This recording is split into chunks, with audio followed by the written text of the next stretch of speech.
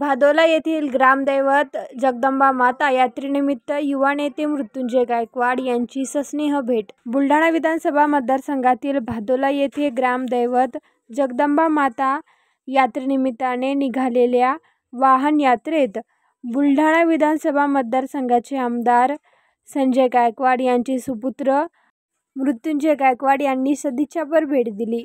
यावेळी वरवणचे सरपंच किशोर जवघाले, ज्ञानेश्वर खांडवे यांच्यासह भादोला येथील सरपंच, उपसरपंच, शिवसेना, युवासेना पदाधिकारी तसेच माता भगिनी यावेळी मोठ्या संख्येने उपस्थित होत्या.